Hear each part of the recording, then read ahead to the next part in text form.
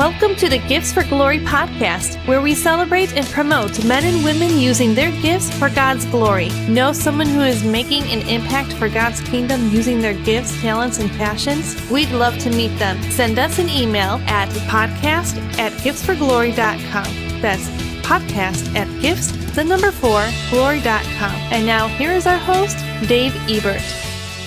Hello, friends and neighbors, and welcome to the Gifts for Glory podcast. Thank you so much for tuning in. Whether you're watching us live on Facebook, even though this is actually a recorded episode, or you're checking us out on the Creative Motion Network, on Taken TV, or on any audio podcast platform, thanks for joining and hanging out with us today. I got a really great show. We get to spend some time with comedian Fefe from Florida, a phenomenally talented comedian.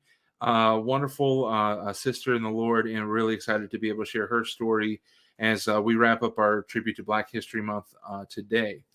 As we dive in, I want to encourage you to check out the Random Acts of Funny from Well-Versed Comedy. We've got some really big shows coming up this spring. You can find out more at wellversedcomedy.com. Wellversedcomedy.com. We got a couple free shows. Shows that we're raising money for Royal Family Kids Camp. So we're really excited about these shows. Really excited to debut 4 new actors that are now part of the troupe. And I hope that you'll enjoy getting to meet them and see them perform.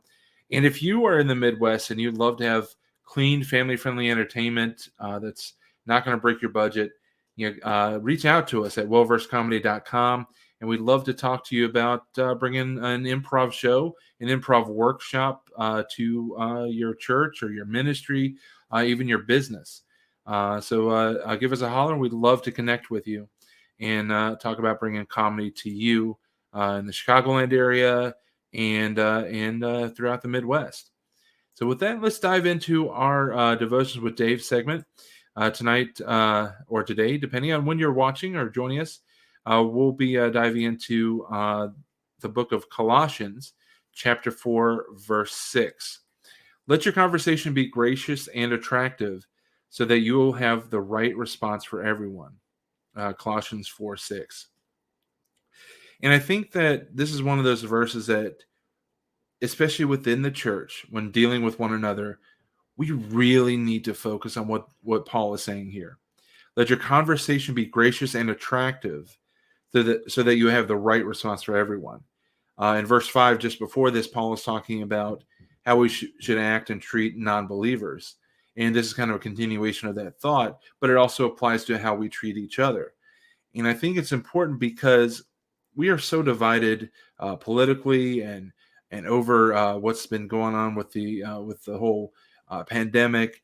It's an us versus them mentality in so many ways.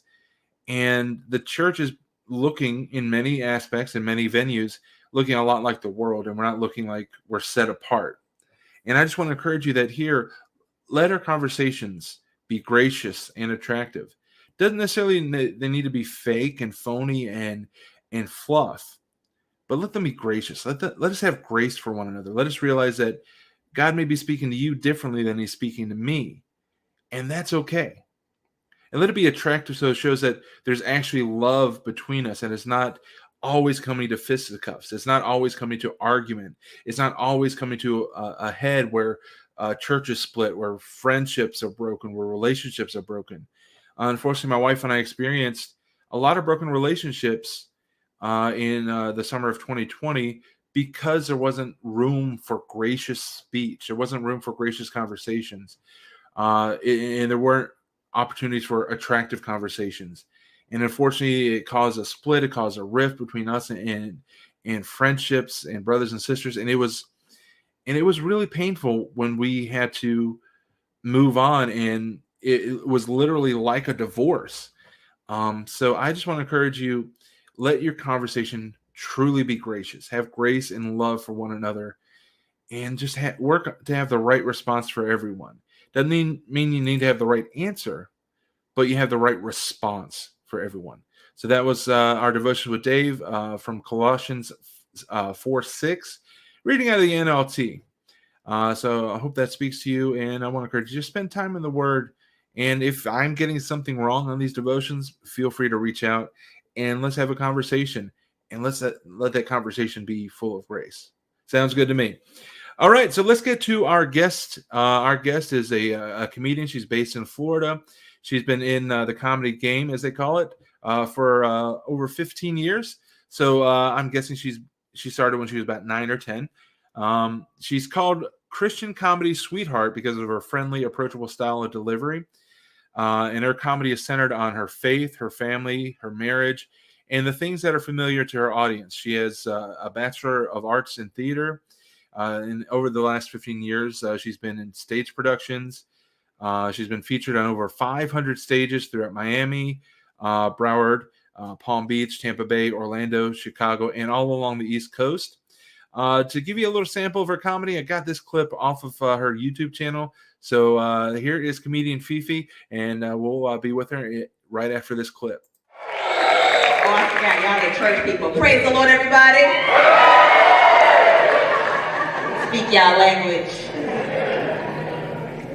I love the Lord, I do. I had to bring my purse up because everybody don't know Jesus. Like they say they do. Don't be laughing like I'm lying. We don't even get saved the same no more because people be stealing. People go to the altar and they be like, I just want to give my life to Christ.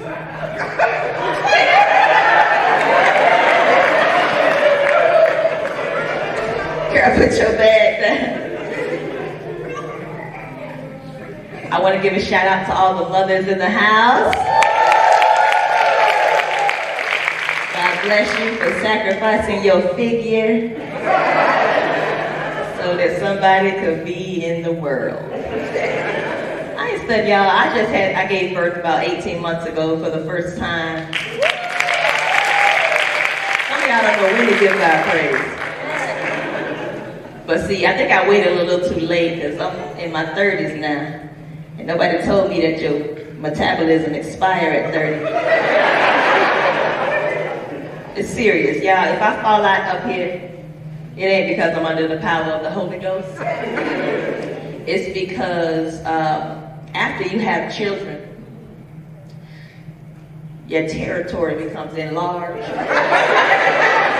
So you're no longer able to leave the house with just your clothes on. You gotta put on equipment underneath. Pull your stuff together. Somebody in here not breathing with me right now. It's okay. It's okay. I'm with you. I know. I feel the pain. I don't know if you snapped it, you buttoned it, you had to call somebody in to help you pull it up. But we made it, and this button is working because of it. So if I fall out, it ain't because I'm under the powers. If I can't breathe, y'all come find a snap and let me go.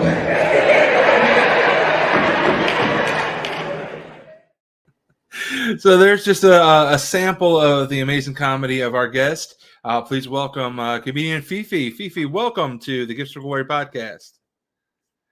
And you are muted. Look at that. See, I was trying to be good and not be all making sounds behind while you were talking. So I muted myself. Hi, Dave. Hey, we have been on several shows together with Maurice Brown and his comedy, our comedians Bible study, or as I like to say, comedian BS, Bible study. That's not. We be lifting up the name of Jesus. Yes, we do. Wonderful show. I love it. And I just enjoy your personality, and I love your passion for the Lord. It's clear in your discussions when we're on that show. So anybody that wants to check it out, look for Maurice Brown on the Creative Motion Network. Yeah. And he always plugs at the end of the show, if you miss this live, don't worry, because you can catch it on the Creative Motion Network. Right. And I'm thinking every time he does that, I'm like, but Maurice, they could just watch the replay on Facebook too. I'm like, I love the sell. I love it, but it's like shameless plug. Just to let y'all know, I am on the Creative Motion Network. Just in case you want to scroll over there, or you can just rewind. Right, exactly. So you are a comedian that's been doing comedy for at least 15 years. How did you get started? What got you started in comedy? Man, this is a crazy story. So when I tell people I've been doing comedy, that long, they're always like, well, when did you start? I'm actually 36 now. So that means I started officially at 21. And I remember I had a whole shindig. I had a birthday party at 21 and I was telling everybody, this is going to be my first comedy show. And I had my pastor come and he prayed over me at the end of the show. It was, it was a whole hot mess. It was not organized well. The food was, it wasn't as warm as it needed to be. It was, but it was my first show, So officially I started at 21. And the Lord has graced me. I don't have the same kind of journey as a lot of other comedians where, like you have to go to the clubs and you got to get stage time there. And, you got to be making, doing these night shifts, staying up all night, trying to get some stage time at the open mic kind of thing. I never had to do that. Because my pastor, we kind of got his pastor friends who had youth programs. They would call me to their church, and Right. My pastor, he had, he basically told me that I was in charge of fourth Sunday service at like 20, and he was like, on fourth Sunday, after they're done doing praise and worship, I'm giving you the microphone, and you can say whatever you want, and you're talking, and you're going to run the service until offering. And I'd be like, okay. So that gave me a lot of opportunity to kind of, work my jokes, and then I would get invited to different churches when they were doing like programs. You know how in the South, down in the deep South in South Florida, we did a lot of praise dance programs back in the day where it would be like 15, groups doing mime or praise dance, and they needed a host. So whenever they had programs like that, they would call me and be like, we need you to host our program. So I'd be working my jokes at the program. And then I started getting booked for, baby showers, birthday parties, concerts. And it became like, I remember my pastor, he had like a word from God. And he spoke to me like when I first, maybe like the first year that I was started, he was like, that phone that you carry around all the time, hold it close. Because people are going to start calling you. And I was like, okay, But that's exactly what happened. And, as the years went on, I started being, just booked at, different churches and different people's events. And I have like 5 or 6 events every month that I had to go and perform and do comedy at. And it was just bananas to the point where, I was really like, okay, do I need a manager? I feel like I'm losing my mind, and it was just the grace of God. So I've had a lot of time to be on stage. I've been doing it for so long to now where it kind of feels like second nature. But I thank God that I didn't have to experience some of the things that a lot of my other comedy friends, have had to deal with being in certain environments, with certain people. So that's how I got started. But I've always been a performer. I've always I've always known my words. I'm sorry. I'm country. I've always known that I wanted to be a performer ever since I was little. Probably, the first time I saw Lucille Ball on I Love Lucy, those mornings when you're supposed to be at school, but you lied and said your stomach was hurting. So you're sitting at home with your mom and everybody else is gone, and I'm like flipping through the channels. And that's when, they used to play the reruns all the time. And I used to love I Love Lucy. I'd be like, oh, I Love Lucy's coming on. You sit up and you're watching it and your mom comes in and you got to act sick. But I remember seeing Lucille Ball, and she was like one of the first comedians that I really, really loved. And not just because she told jokes, but because of the way she made people feel. And I'm like, she wasn't necessarily a joke teller. And then as time went on, my mom, she was a big fan of comedy. Well, she's still here, but she's a big fan of comedy. And she was a big fan back in the day. So she would buy, Bill Cosby, Eddie, what's his name? Eddie Murphy. And what's the other guy who she used to love? I can't think of his name, but she would buy the whole, the cassette tapes back in those days, the VHS. Yeah. and we'd have like a whole family dinner. My aunt would come and everybody would come over to the house. We all sit around like we had a movie theater, on the floor model. Remember the floor model TVs? Oh, yeah. And we watched those, and even though I didn't get all of the jokes, I'd be looking around because I've always been a people watcher. I'd be looking around at the reaction on all of the grown-ups' faces, and I'd be like, this is so cool to be able to do that, to make somebody feel so good, and that kind of sparked it, and I was like, I want to do that. And I didn't think I was going to be serious, but time goes on, and certain things that are implanted in you as a young child, they don't really leave. And then when I turned 8 years old, around right before I turned 8 years old, we had a death in our family. My older brother, he was 11 at the time. I was going on 8.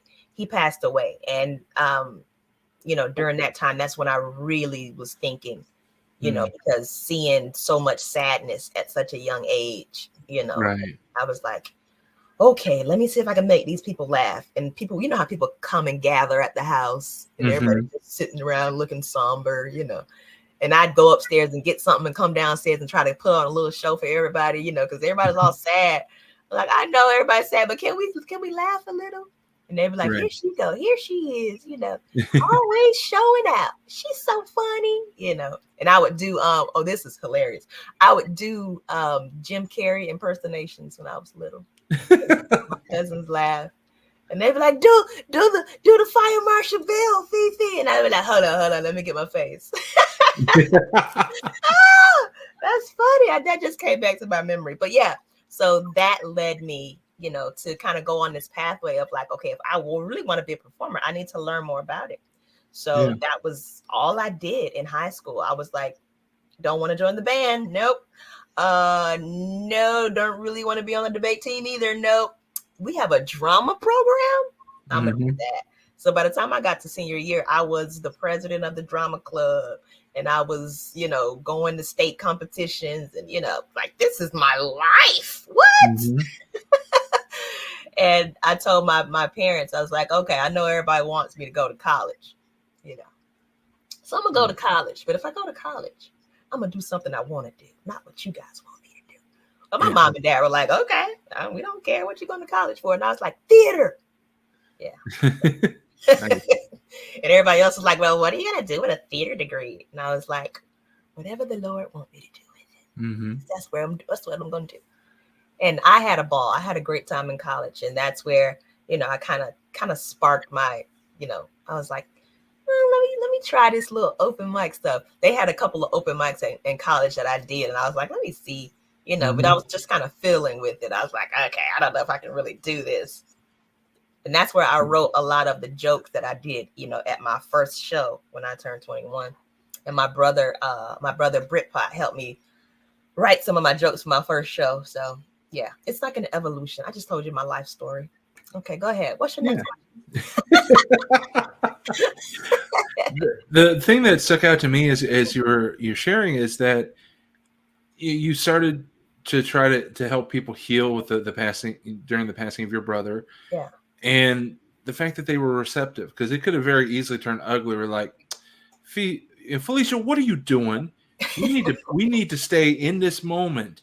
You're disrespecting the memory, but they received it. And I think that's really awesome that there was that support system there for you. Yeah. I really think sometimes about that, like just like how I said with my mom and my dad, when I told them what I wanted to do, I had other aunts and uncles who would always be like, you probably need to think about something else. Being a performer it doesn't really pay. It's not really something that you can. And they would always, I had a lot who would just kind of down me, but my mom and dad were always like, well, when's the next show? Nice. I'm coming. My mom came. When I tell you, my mom came to every single show that I did in high school, every single show that I did in college. Didn't matter if it was like I had 2 lines in a Shakespeare, play. She came. She didn't know what they were saying, but she saw me on stage and she was like, "You did good, baby." That is so awesome, because so many adults squash children's creativity, children's dreams. Right. And that's why so many of us become cynical adults, because somebody made us a cynic and are grown. Yeah, And exactly. and that just speaks to what Jesus said, be like these children. They're going to inherit the kingdom of God, because children by nature are not cynical. They're not doubtful. They're pursuing with their heart wide open. The heart is hanging on their chest, or hanging on their sleeve. So Right. that is so awesome that your family was willing to say, "Hey, we got a special girl here. We're going to support her." Yeah, man.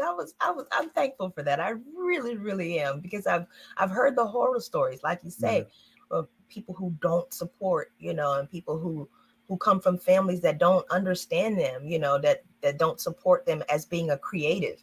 Right. And being a creative is, more than just a word that you say. It's literally a mindset that you have.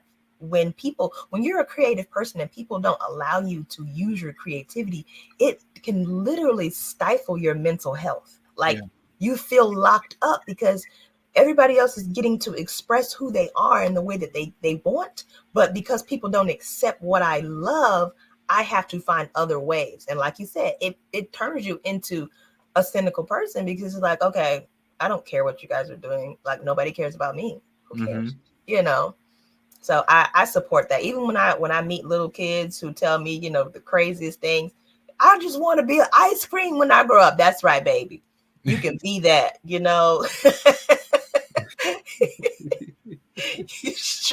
strive for your dreams. Yeah, exactly. Because that could be something that they just misunderstood. The Lord was saying, "Hey, I want you to do this with your life." Right. And they're like, "Oh, to be an ice cream." Well, no, God wants you to make like sugar-free, healthy ice cream for people. Exactly. And you could be a blessing to people who like have diabetes or allergies, and all of a sudden you make this ice cream that they can enjoy that doesn't taste like. See, look at that. Yeah. You're like, wait, baby, you didn't hear the whole thing. I need you to go back in prayer. Yeah. Go back, get you some sackcloth and ashes, because Yeah. you didn't hear everything. I need you to go back. Right, exactly. So, Fefe, one of the things and it's actually my favorite part of doing this show, is hearing the testimony, because it seems like God was very important in your family's life, and then it came to you. But everyone has that moment where their faith has to become their own. So how did you go from what sounds like being in a Christian home to being your own, having faith be your own? Or am I misjudging? Was your home a Christian home? Well, my home was kind of mixed, as you could say. My dad always believed in God, and he understood and he talked a lot about God, but he never professed to be, a saved person. He stopped smoking and drinking because one day he decided, I don't want to do that no more. So he wasn't, a drug person. He didn't like drinking. He didn't do any of that, but he wasn't the type that would want to go to church. He read his Bible, but he wasn't like, I'm saved, I'm sanctified. He wasn't that type. So my dad didn't go to church, but he always talked to me about God. My mom started going to church after me and my sisters and my brothers started going to church, because we had like this evangelist that used to come to the neighborhood. You know how they were back in the day. They pull up in the van. They be like, "Who want to go to church with us?" And we be like, "We want to go." So, my mom always had a relationship with God growing up, but she just didn't go to church because I guess she couldn't find a church home that she actually liked. So once we started going to church, and she, started seeing, that, her kids really liked this place that they were going, she was like, okay, let me go check out where they're going, So always had God at the forefront of our family. Always, my mom always talked about prayer. She showed us how to pray when we were very, very young. Always told us to connect with God.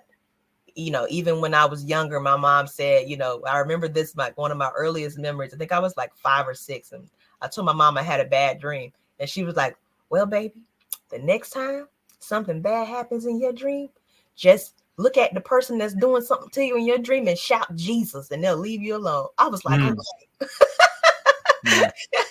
And look, ever since then, I be in my dream like, I don't even like this dream. Jesus, we need to redo this. I don't like this. Yeah. Yeah. But Nice. so as I got older, you know, growing up in the holiness Pentecostal churches, you know, we always had revivals and stuff like that. But it was kind of just like, okay, this is just what we do. We come and we shout and we sing and, you know, we go home. Church was kind of like an escape for me because in my neighborhood, I was always just a little bit more quirky than everybody else. So I didn't necessarily fit in. So church was where I fit in the most. So whenever the opportunity to go to church came, I was going to church. I'm like, okay, I'm going to church tonight, you know. So one night, I know I was 15. I was 15 when I decided that, okay, I don't think I want to know what my life would be like without Jesus. Mm-hmm. That was the decision. That the night I made the decision, and you know, I remember the evangelist that was there was making the altar call, and I was just sitting in my seat like, I know I've been around here acting like I'm saved, but I'm not really saved. I need to get saved for real, you know. And I was like, I don't know, because I don't really want to know what my life would be like without having Jesus there to help me. So maybe I should just go ahead and do this, you know. And I went up there and I was, you know, how they do the prayer, you know. Like, you know, you're thinking that once you say that prayer, you're going to walk out, you know, the clouds are going to roll back. Right. You're going to hear the heavenly host, you know. You know, none of that happened. And I was like, I still feel kind of the same. I don't understand, you know, but learning about the commitment that you make as a saved person, as a Christ-like person, you know, as the weeks and the years went on, you know, being committed to ministry and learning about communicating God's love to people. That's one of the biggest things that I feel like I really learned growing up in my church, communicating God's love to people, because our pastors, you know, at the church I grew up in, they were people, you know, they were people. Does that makes sense? So they started like in street ministry. So, you know, they started from just like preaching on the street corners and just, you know, talking to random people walking by and praying for the, you know, random child that just came out of the apartment who had a fever, you know, that kind of thing. To now we have a church building and we're still working, you know, ministry the same way we did when we were out on the street, because Jesus is for everybody, you know. And that was kind of our thing. And I learned that, you know, growing up, really learning the power of a relationship with God didn't come until I probably got to college. When I was in college, I didn't realize how stressful it would be. People don't talk about that a lot, because some people they're able to kind of just balance and, you know, play the field a little bit when it comes to, you know, college and education and stuff like that. I wasn't that person. I didn't realize I wasn't that person until I was in that situation. And, you know, being in college and doing theater, we were mandated to audition for all the shows. We were mandated to be a part of the productions, whether we were cast in the show or we were, you know, on the tech crew. If you're not cast in the show, you are automatically given a spot on the tech crew. So you got to be at rehearsals anyway. And our rehearsals were 4.5 hours every night of the week. Oh, wow. Except for Sunday. So I would be in class all day. I'd have a break for like 2 hours to do homework and catch up on stuff. And then it'd be, you know, rehearsal time. And then when it's not rehearsal time, we're running the show. And we might have maybe 8 weeks in between the last show we did and the next rehearsal process. So it was a lot for me. And I'm thinking, you know, just because I love it, it's not going to feel like a lot. But that's not true. Sometimes the thing that we love kind of brings some frustration. It kind of brings some stress. And as a Christian, I didn't have the stress relievers that the other people who I was, you know, in company with had, because they could go to the bar and drink. They could, you know, go and do this. They had all these, they could go and smoke their joint or whatever. But for me, it was just like, okay, I'm tired. I'm stressed. I don't know what to do. And they were like, you can just go. We're going drinking. You want to come? I'd be like, no, No. I don't want to do that, So over time, I developed this, terrible anxiety to the point where I would like literally be so nervous that I couldn't eat for like days. Wow. And not thinking that it was just, thinking that it was just, oh, okay, maybe I'm sick or maybe blah, blah, blah, blah. But, it turns out it was my body's way of dealing with the stress that I was going through. One night at Bible study. Now, it wasn't a revival. It wasn't a Sunday service. It wasn't any of that. This is proof that God will work and move with whoever, whenever he wants, right? Right. One night at a Bible study, I was in Bible study, hungry because I hadn't eaten all day because I couldn't, and the teacher started, teaching about, the lesson. And I was sitting there and I was just like, well, I guess this is just going to be something I'm going to have to deal with for the long haul. And the person who was teaching stopped his lesson and was like, somebody's in here talking to God right now. And I was like, oh, shoot. He was like, somebody's been dealing with a lot of stress. And for some reason, God wants me to stop what we're doing right now just so I can pray with you. And I was like, ah! And like the tears came and I went up there and like all the people gathered around me and they were like prayed over me.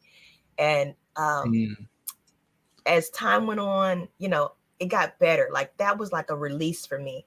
And I got with some of the ladies at the church and they were teaching me and showing me about, basically how to connect with God when you're dealing with times of frustration and times of stress. Those are your opportunities when you need to, go to your Bible, when you need to get in prayer, But, sometimes growing up in church, you just think, I go to church.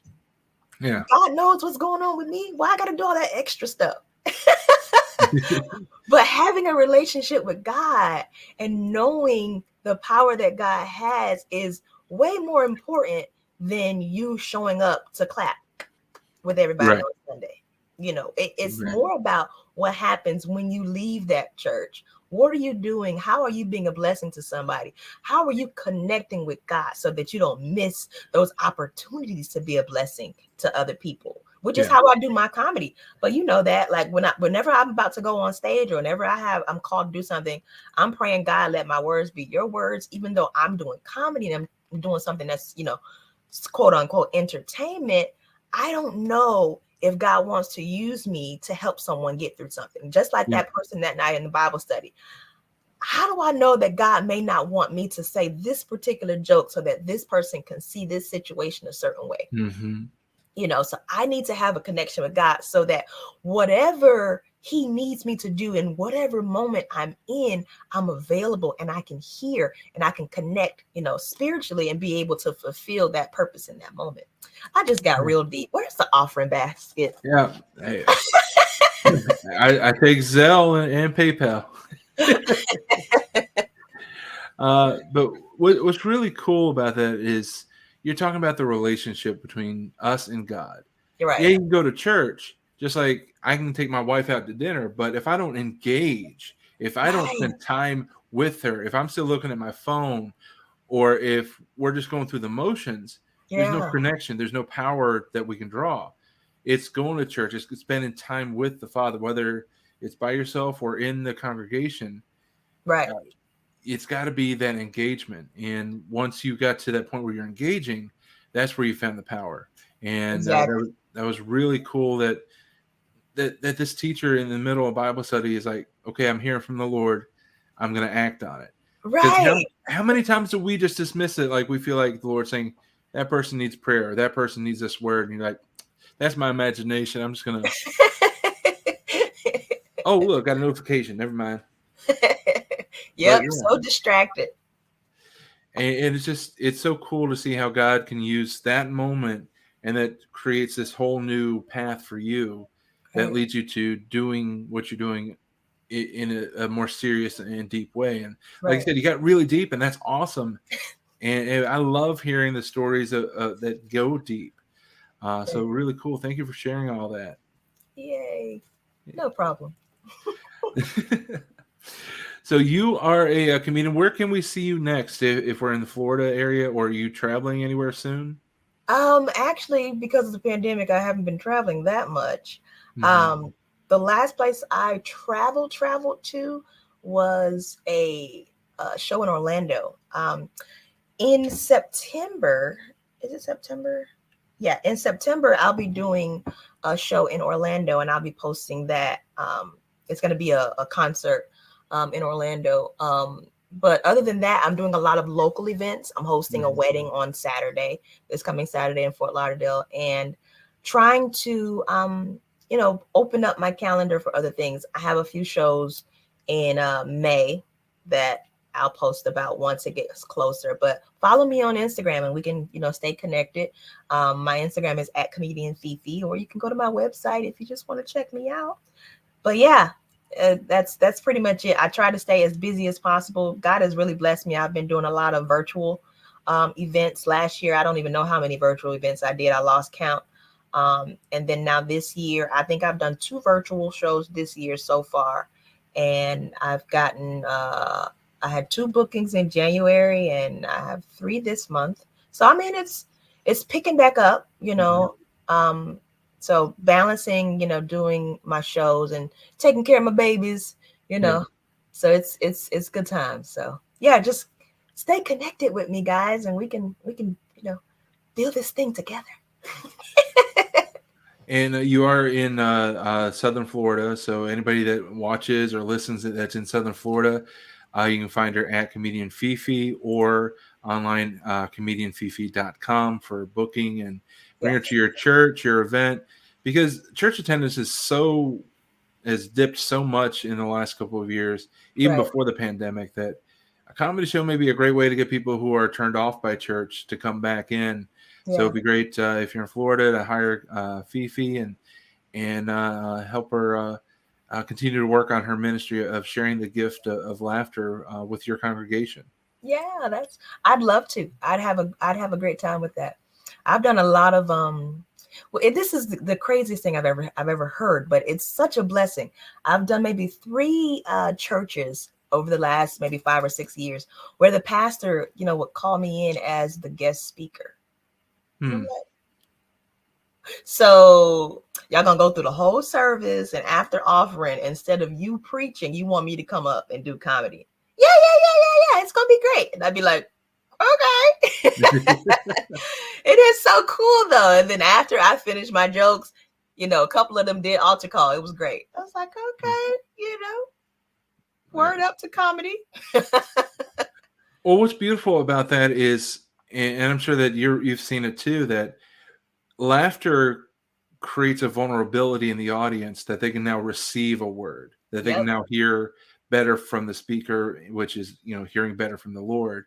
Yes. It breaks down a lot of walls. It tills that soil so that seed can be Opens you planted. up. Yeah. Yeah. Completely opens you up. My pastor growing up taught me that. He basically taught me how to be funny in any moment in church service.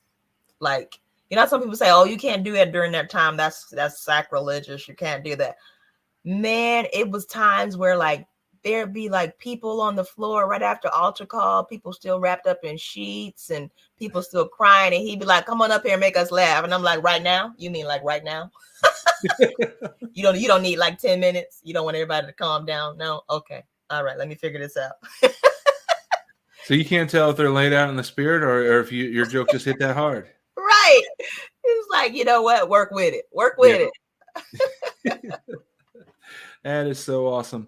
So, Fifi, I warned you before we started that there are 3 final segments. The first one is the interrogation, 7 random questions that otherwise wouldn't have fit in the conversation. So we'll start with question number 1 now.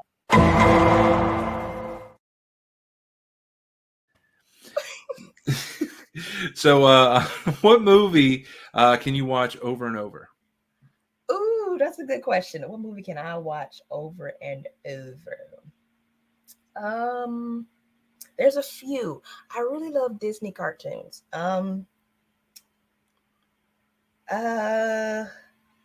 but over and over, I really love Shawshank Redemption. That's a Mm. terrible movie, but it's a great movie. But it's just Yeah. like not good for kids.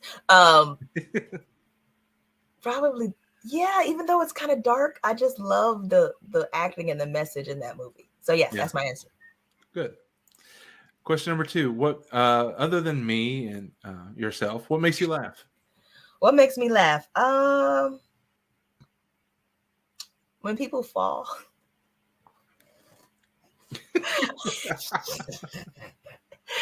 I'm sorry, falling is my weakness. You know, I've been a teacher forever, right? So I had this thing where, you know, whenever I have a line going down the hallway and one of my kids would start running, I'd be like, okay, if you fall, I'll be the first to laugh.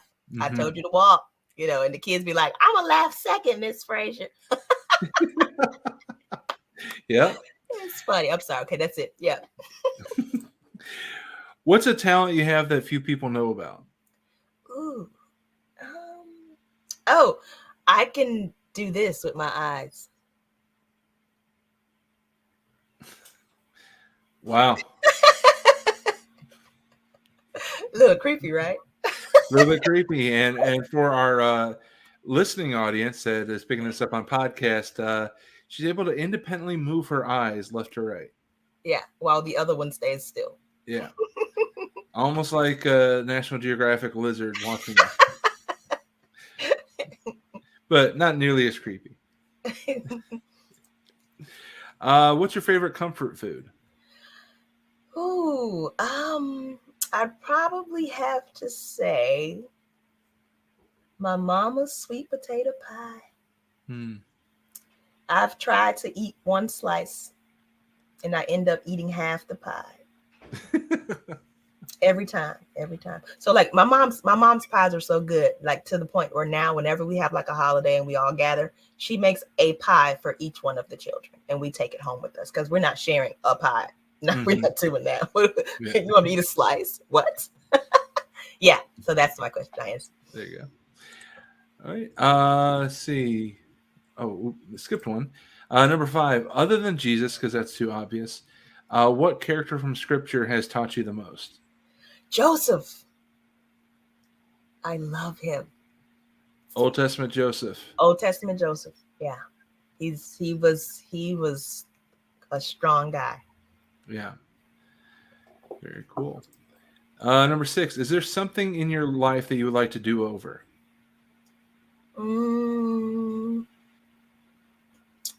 If I could go back to like 29, no.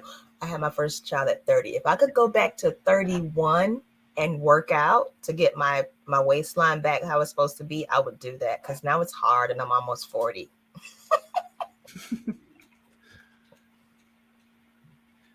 All right, that's very cool. So final question as I'm typing it in because I forgot to type a 7th question. So I apologize for my lack of preparation. Take your time. Do you type slow or fast?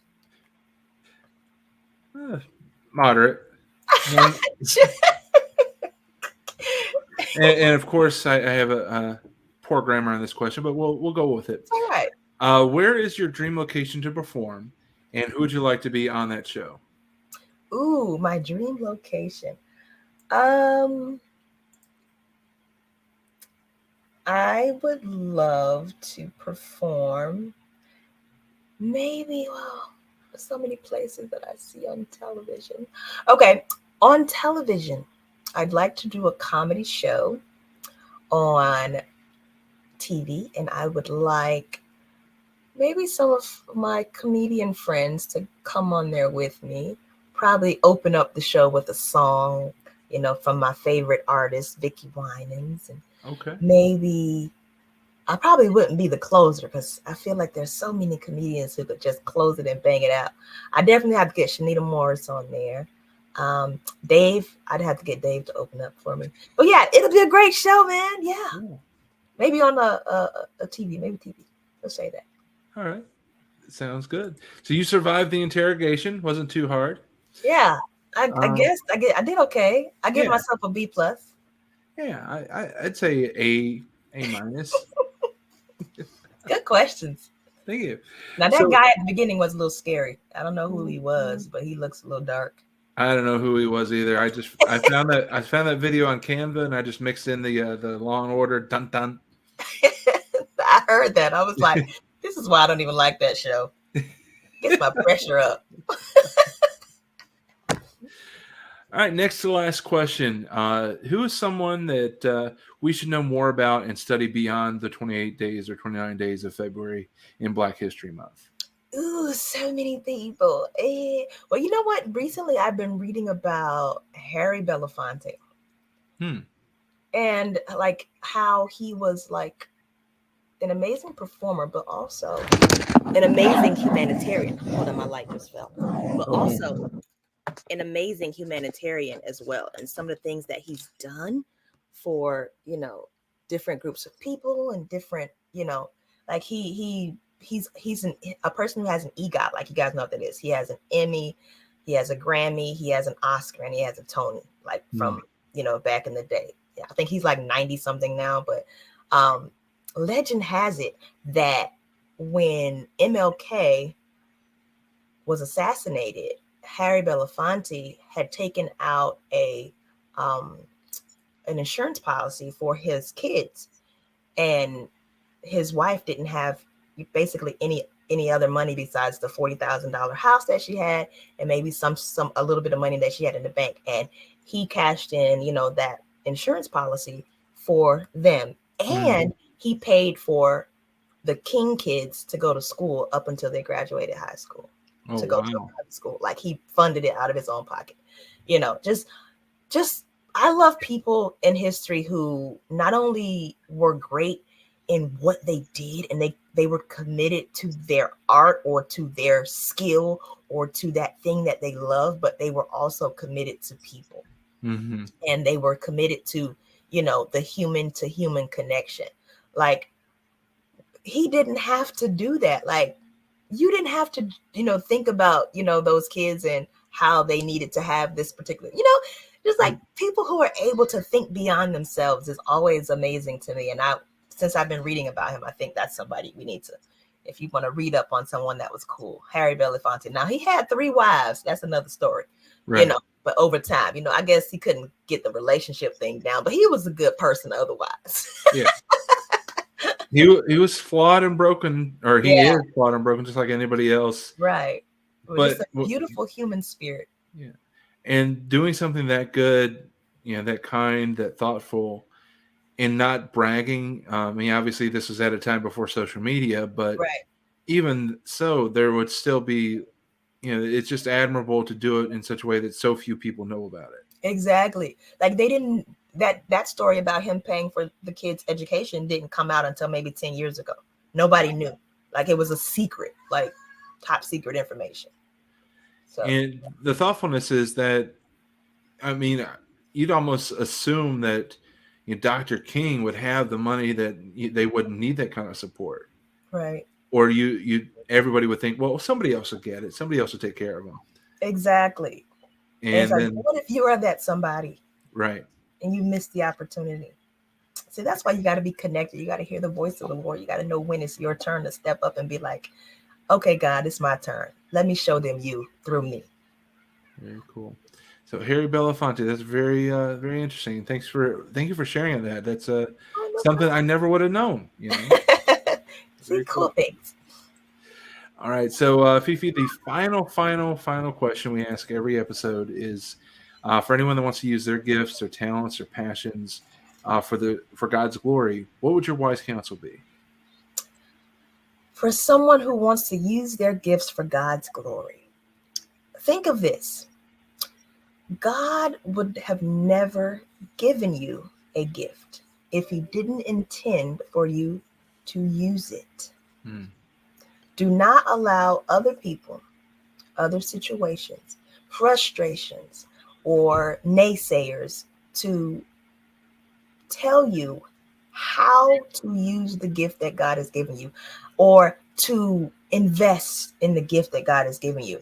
Sometimes you have to walk the road alone in order for people to understand how important your walk is. So don't be afraid. God is going to be with you. You know that this is a gift that God has given you. You know this is a passion that God has put in your heart. And especially when it starts burning. I know you know about this, Dave. When that thing is burning inside of your heart and you're like trying to ignore it. Because I used to be, when I was like 19, 20, I used to cry. I'd be praying to God and crying like, God, why can't I just be a doctor? Why can't I just be a nurse? This performance stuff is too hard, and it'd be burning. And I'm like, but I can't let it go. Yeah. I can't get away from it. So listen, if whatever your passion, whatever your gift, whether it's designing, jewelry, whether it's building, dog houses, whatever it is, whatever God has put in your heart and that thing's burning, do not let that fire die. Be encouraged and know that God is going to be with you, or he would have never given you the gift to begin with. Yeah. Good word. All right. Well, Felicia, the comedian Fefe Frazier, thank you so much for being on. It was a blast getting to spend some time with you and not have to talk over Maurice.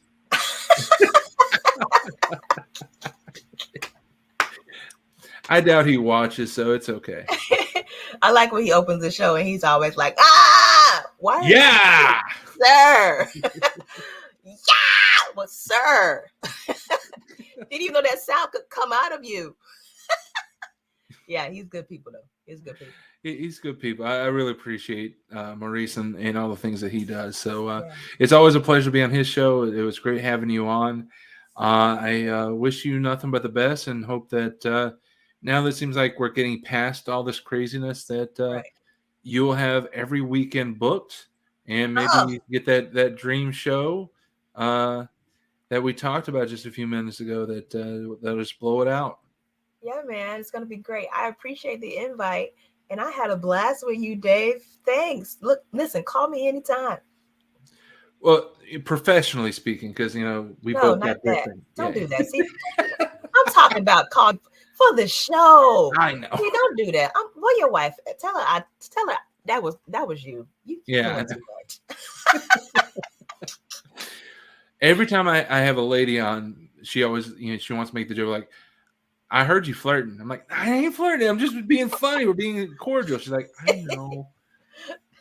But yeah, it was a great show. And for those that are with us watching this, join us next week. We've got Pastor Jeremiah Stingle.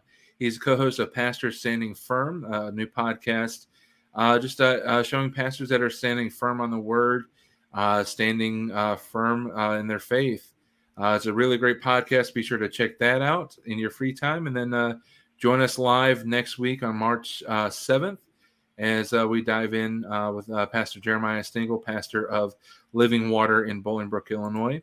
And Fefe, once again, thanks so much. And we'll see everybody next week right here on Gifts for Glory.